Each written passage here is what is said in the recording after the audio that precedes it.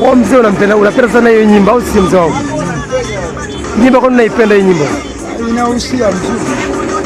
Ana maneno ya mafundisho. Sio kama wa sasa wanajiimbia tu wimbo unaimba wiki nyingine hamna.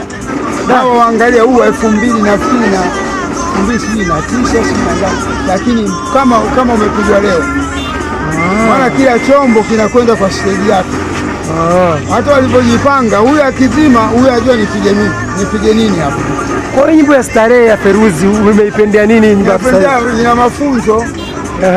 Inakuhusiana kueleza yeye alifanya mambo ya umalaya kutoka akapata ukimwi.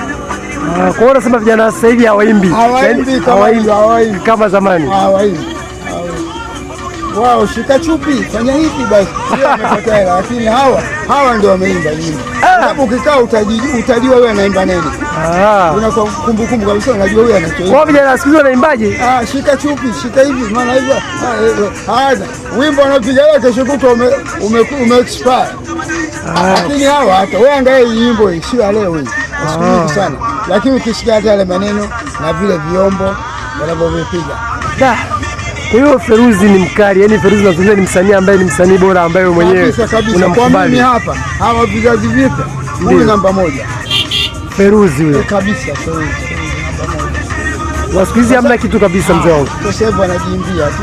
Hata mimi naweza kutunga wimbo wangu kajiimbia basi kapata hela kwa sababu hela ziko nyingi. Bwana hii ni hatari sana. Yaani mzee anakuambia Feruzi anamkubali kuliko. Yaani ni kizazi cha sasa hivi sasa hivi wanaimba vitu ambavyo vieleweki kabisa. Huyu ana wimbo unajua kwanza anapopiga ukisikiliza yale maneno yake yako sahihi. Video yake umesema nayo ni kali.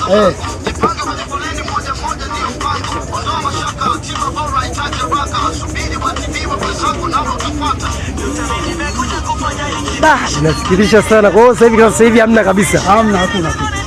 Okay, mzee wangu nimekuelewa.